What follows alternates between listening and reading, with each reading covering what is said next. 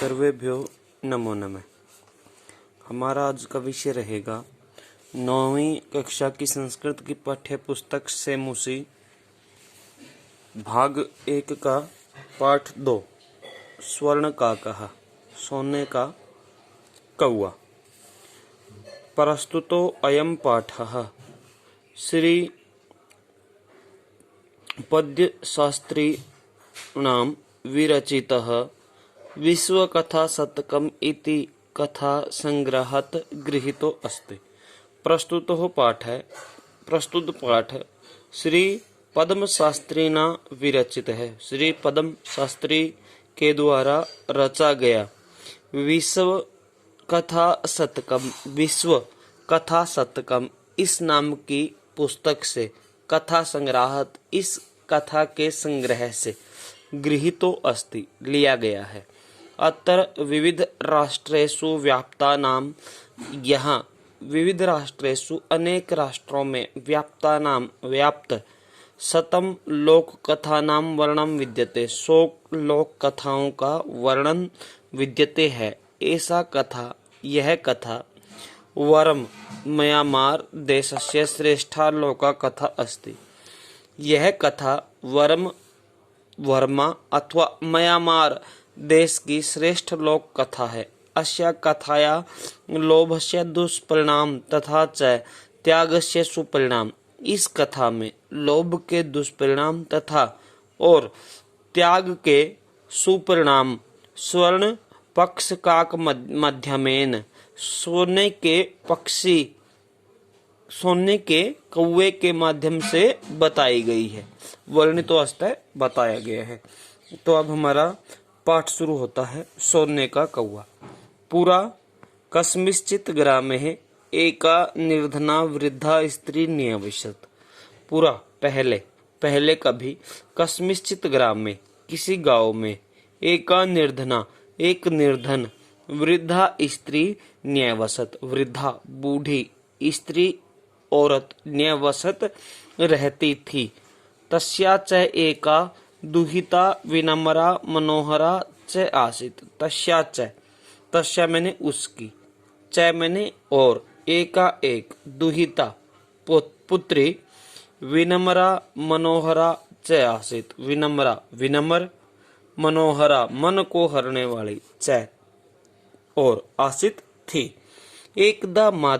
एकदा एक बार माता ने स्थाल्याम थाली में तांडुलान निक्षिप्य चावलों को रख कर पुत्री को आदेश दिया। सूर्या तपे तांडुलान खगेभ्यो रक्ष। सूर्या तपे सूर्य के तप में सूर्य के प्रकाश में तांडुलान चावलों की खगेभ्यो पक्षियों से रक्षा करो। किंचिद कालाद अनंतरम किंचिद कुछ कालाद समय के अनंतरम बाद एको विचित्र काकः एक विचित्र अद्भुत काकः कौवा समूढ़ीय उड़कर तस्या समीपम अगच्छत् तस्या उसके समीपम पास अगच्छत् आ गया। कुछ समय बाद एक कौवा उड़कर उसके पास आ गया। नेतादृशः स्वर्ण पक्षौ रजत चंचु स्वर्ण काकः तस्या पूर्वम दृष्टः। न एतादृश है, न मैंने नहीं, एता इस प्रकार का, एतादृश है इस प्रकार का, स्वर्ण पक्षौ सोने के पंखों वाला, रजत चंचौ चांदी की चोंच वाला, स्वर्ण काकः सोने का कौवा, तया उसके द्वारा, पूर्वम दृष्ट है पहले देखा गया।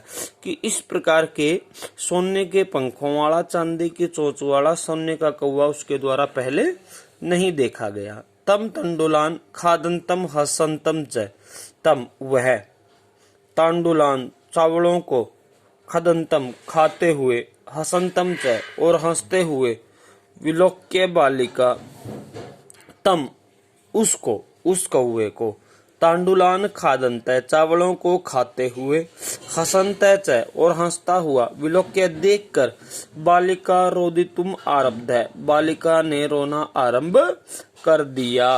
तम निवारयन्ति सा प्रार्थयत, तम उस कौवे को, निवारयन्ति हटाने के लिए, सा प्रार्थयत वह प्रार्थना करने लगी, तांडुलान मा भक्ष्य चावलों को मत खाओ, मदीया माता अतीव निर्धना वर्तते, मदीया मेरी माता, माता अतीव बहुत निर्धना निर्धन वर्तते है, स्वर्ण पक्ष का कह सोने के पंखों वाला कौआ, प्रोवाच बोला, माँ सुचय माँ मत मत सुचय रो, सूर्योदयात प्राग ग्रामाद बही, पीपल वृक्षम अनुतोया आगंतव्य। सूर्याद प्राग सूर्योदय से पहले, ग्रामाद बही गांव के बाहर, पीपल वृक्षम अनु पीपल के पेड़ के पास, त्वया तुम, आगंतव्यम आ जाना, अहम तुभ्यम अहम मैं, तुभ्यम तुमको, तांडुल मूल्यम चावलों का मूल्य, दास्यामी दूंगा, प्रहसिता बालिका निद्राम अपि न लेभे, प्रहसिता प्रसन्न, बालिका बालिका को, निद्राम अपि नींद भी, न लेभे नहीं आई, सूर्योदयात पूर्वम एव सूर्योदय से पहले ही, सा वह, तत्र उपस्थिता वहां पर उपस्थित हो गई, वृक्षस्यो उपरि विलोक्य सा च आश्चर्यचकितः संजातः, वृक्षस्यो उपरि पेड़ के ऊपर, विलोक्य देखकर, सा वह, आश्चर्यचकिता आश्चर्य से चकित संजाता हो गई, यत तत्र स्वर्णमय प्रसादो वर्तते, यत क्योंकि तत्र वहां पर पेड़ पर, स्वर्णमय सोने का बना हुआ, प्रसादो भवन वर्तते है, क्योंकि वहां पर सोने का बना हुआ मकान है, भवन है, यदा काकय सहित्वा, यदा जब काकह कौआ, सहित्वा सोकर, प्रबुद्धस्तथा उठा, तदा तब, तेन स्वर्ण गवाक्षा सोने की खिड़की से, कथितम अहो बाले कहा, हे बालिका, त्वम आगता तुम आ गई, तिष्ठ अहम त्वत्कृते सोपानम अवतारयामि, रुको अहम मैं त्वत्कृते तुम्हारे लिए सोपानम सीढ़ी, अवतारयामि उतारता हूँ, तत्कथय ऐसा कहकर, स्वर्णमयम रजतमयम सोने से बनी हुई, चांदी से बनी हुई, ताम्रमयम वा या तांबे की, कौन सी उतारूं सीढ़ी तुम्हारे लिए, सोने की, चांदी की या तांबे की, कन्या एवं कन्या बोली, अहम निर्धन मातु दुहिता मैं निर्धन माता की बेटी हूँ, अस्ति मैंने हूँ, ताम्र सोपानम एव तांबे की सीढ़ी से ही आगमिष्यामि आ जाऊंगी, परम स्वर्ण सोपानेन सा स्वर्ण भवनम आरोहत, परंतु सोने के सीढ़ी से वह स्वर्ण भवनम आरोहत सोने के भवन में चढ़ी। प्रिय छात्रों, इतने जितना पाठ आपको पढ़ाया गया है, इतने पाठ की व्याख्या आपने अपनी कॉपी में लिखनी है और आगे का पाठ अगले पीरियड में फिर पढ़ाया जाएगा। धन्यवाद।